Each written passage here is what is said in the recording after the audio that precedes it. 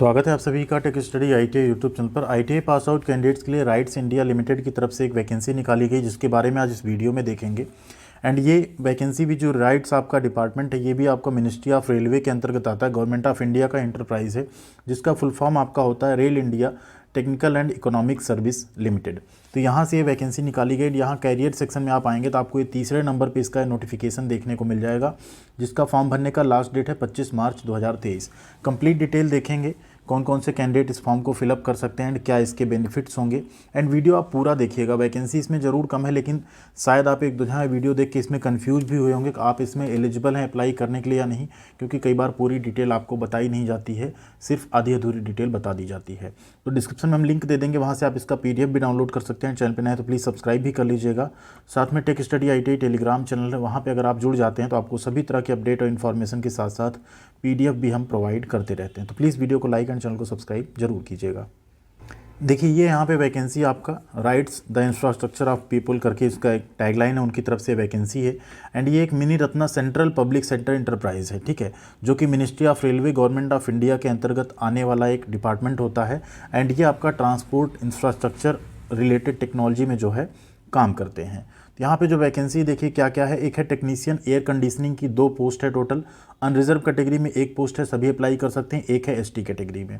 Technician electrical की 2 post है, unreserved में है, सभी कैंडिडेट अप्लाई कर सकते हैं। बट इसमें से एक सीट जो है वो PWD कैंडिडेट के लिए है, ठीक है। टेक्नीशियन मैकेनिकल इंटीरियर फर्निशिंग की 1 पोस्ट है टोटल, वो भी SC कैटेगरी में एक है, एक अनरिजर्व में 2 पोस्ट है। टेक्नीशियन मैकेनिकल प्लम्बिंग वर्क की 2 पोस्ट है, SC एंड ST कैटेगरी में। Technician mechanical air brake and bogie equipment में टोटल 1 पोस्ट ST में, एक जनरल में है, जिसमें से 1 पोस्ट आपका PWD कैंडिडेट्स के लिए जो है यहाँ पे रिजर्व है, जिसका यहाँ पे डिटेल भी ऑलरेडी दिया जा चुका है।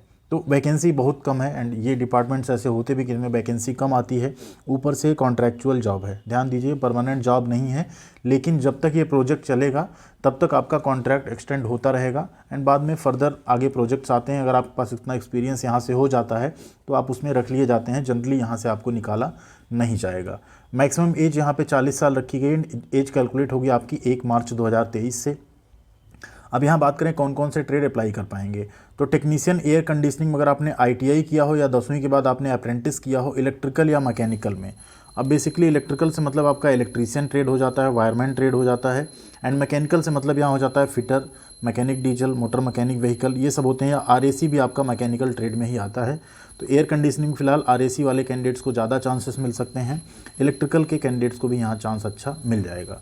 लेकिन सबसे इंपॉर्टेंट यहाँ हो जाता है 2 ईयर्स का एक्सपीरियंस, किसमें, maintenance and installation and testing of RMPU in railway coaches, on board travel shooting, operation of air conditioning unit including micro processor controller, ये सब है। तो ध्यान दीजिएगा, यहाँ पे एक्सपीरियंस अगर आपका रेलवे कोचेज में है तो आपको प्रेफरेंस मिलेगा। सिर्फ एक्सपीरियंस यहाँ काम नहीं बन रहा है, तो ऐसा हो सकता है आपको लगा होगा सिर्फ एक्सपीरियंस पे हम फॉर्म भर दें। एक्सपीरियंस अगर आपका एयर कंडीशनिंग फील्ड में है तो अच्छी बात है, बट जिनका एक्सपीरियंस रेलवे कोच में होगा उन्हें यहाँ पे ज़्यादा वेटेज मिल सकता है। तो ये ध्यान रखिएगा, नहीं तो कई बार आप फॉर्म भरते हैं फिर आपको लगता है आपका हुआ नहीं, तो क्योंकि नोटिफिकेशन ये कह रहा है कि रेलवे कोचेज में होना चाहिए एक्सपीरियंस, और आपका नॉर्मल एक्सपीरियंस है तो कई बार आप कंसीडर नहीं किए जाते हैं। अगला है टेक्नीशियन इलेक्ट्रिकल की पोस्ट है, इसमें भी ITI या ट्रेड अप्रेंटिस आपने इलेक्ट्रिकल ट्रेड में किया हो, ठीक है। Trade apprentice in electrical of Indian railways, ध्यान दीजिए, ये भी लिखा है यहाँ पे कि आपने इंडियन रेलवे से अप्रेंटिस किया हो उस केस में। अदरवाइज आपने या तो ITI किया हो इलेक्ट्रीशियन ट्रेड में तो आप ये फॉर्म भर सकते हैं। लेकिन यहाँ पे भी वही है, 2 साल का एक्सपीरियंस आपका होना चाहिए इलेक्ट्रिकल सब असेंबलीज़ का, वायरिंग वर्क का, लाइट का, फैन स्विचेज का इन रेलवे कोचेज, मतलब रेलवे कोचेज में काम करने का अगर एक्सपीरियंस है उस केस में आपको यहाँ वेटेज मिलेगा। ऐसा नहीं कि 2 साल का आपका वायरिंग का एक्सपीरियंस आप चले गए तो आपको वेटेज मिल जाए, ठीक है। 10 कैंडिडेट सेलेक्ट होंगे, एक का रेलवे का एक्सपीरियंस, बाकी 9 का नहीं, 9 को बाहर कर दिया जाएगा।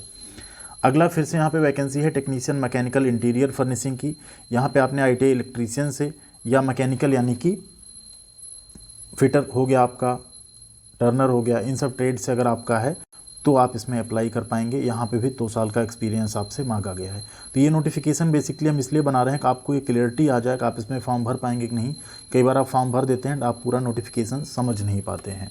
अगली पोस्ट फिर से यहाँ पे प्लम्बिंग वर्क की है, तो आपने ITI इलेक्ट्रिकल या मैकेनिकल ट्रेड में किया हो, बट प्लम्बिंग वर्क है तो फिटर या प्लम्बर वाले कैंडिडेट्स होंगे, उन्हें यहाँ पे ज़्यादा चांसेस मिल सकते हैं। ये भी 2 साल का एक्सपीरियंस यहाँ पे मांगा गया है मेंटेनेंस या इंस्टॉलेशन में, वो भी किस में, work of concealed piping in railway coaches. Next air brake है, उसमें भी सेम क्राइटेरिया रखा गया है। और यहाँ पे अगर सैलरी की बात करें, यहाँ पे ITI आपने किसी से भी किया हो, NCVT या SCVT दोनों केस में आप एलिजिबल हैं फॉर्म भरने के लिए इसका, ठीक है। एंड नीचे अब आ जाते हैं, सबसे इंपॉर्टेंट बात आपकी आ जाती है सिलेक्शन प्रोसेस की। तो सिलेक्शन आपका रिटन एग्जाम के बेसिस पे होगा, जो कि 100% उसी की बेसिस पे आपको लिया जाएगा। ये ऑफलाइन या ऑनलाइन किसी भी मोड में करवा सकता है डिपार्टमेंट, वो आपको बाद में बता दिया जाएगा। 125 क्वेश्चन होंगे, 2.5 घंटे का आपका टोटल पेपर होगा, कोई नेगेटिव मार्किंग नहीं रहेगी, उसके अकॉर्डिंग आपका यहाँ पे रहेगा, ठीक, एग्जामिनेशन। नेचर एंड पीरियड की अगर बात करें तो जो अपॉइंटमेंट आपका ये कॉन्ट्रैक्ट बेसिस पे है, 1 साल के लिए रहेगा, देन एक्सटेंड होगा आपका जब तक कि असाइनमेंट या सब्जेक्ट जो भी आपको मिला हुआ है आपके परफॉर्मेंस के अकॉर्डिंग एक्सटेंड किया जाता रहता है। कई बार आप उसमें फिर ऑन रोल भी कर लिए जाते हैं, बट ऐसा जनरली होता नहीं है, कॉन्ट्रैक्ट आपका जो है वो एक्सटेंड होता रहता है।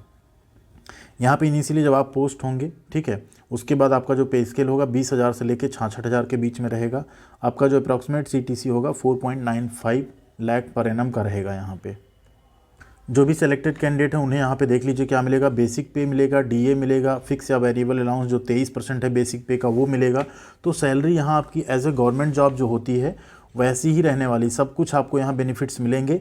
बस बात ये आ जाएगी यहाँ पे कि ये वैकेंसी कॉन्ट्रैक्ट बेस पे रहेगी, ठीक, इस चीज़ का आपको यहाँ ध्यान रखना है। और ऊपर ये सब बताने का पर्पज़ यही था कि आप यहाँ पे डिसाइड कर लीजिए कि आप इसको अप्लाई करना चाहते हैं या नहीं। अगर आपके पास प्रॉपर एक्सपीरियंस नहीं है जैसा वहाँ लिखा गया है तो प्लीज़ ये फॉर्म मत भरिएगा। क्योंकि आपका ये जो फ़ीस है ना 300 रुपये या 600 रुपये, ये सस्ता मतलब कम नहीं होते हैं। 300 रुपये 600 रुपये अगर आपकी जेब से जा रहे हैं तो हम नहीं जाएंगे, ऐसी जगह जाएँ जिसका कोई खास यूज़ ना हो। तो प्रॉपर एक्सपीरियंस हो तभी आप फॉर्म भरिएगा, अदरवाइज़ फॉर्म आप लोग मत भरिएगा, क्योंकि फ़ीस यहाँ पे थोड़ा हायर साइड रखी गई। 600 रुपये जनरल OBC का एंड बाकी कैंडिडेट का 300 रुपये यहाँ पे फ़ीस रखा गया है। ऑनलाइन फॉर्म भरे जाएंगे। अगर आप इंटरेस्टेड हैं फॉर्म भरने में तो कमेंट सेक्शन में येस करके लिख दीजिएगा, हम ज़रूर बता देंगे फॉर्म भरने के लिए आप सभी को। बट वैकेंसी कुछ बहुत अच्छी खास नहीं लगी हमें, लेकिन वीडियो बनाने का पर्पज़ सिर्फ ये था कि आप लोग इस वैकेंसी से अवेयर हो जाएं। ऐसा ना हो कि इसे आप परमानेंट जॉब समझ के बाकी जगहों पे देख के आप इसका फॉर्म फिलअप करना स्टार्ट कर दें। बाकी सिलेबस नीचे रिटन एग्जामिनेशन का कंप्लीट दिया हुआ है, हर ट्रेड का क्या क्या पूछा जाएगा उसके अकॉर्डिंग आपको यहाँ पे तैयारी करनी पड़ेगी। थैंक यू वेरी मच, मिलते हैं अगले अपडेट साथ अगले वीडियो में। तब तक आपसे लोग बने रहेगा चैनल पर, अपना ख्याल रखिएगा।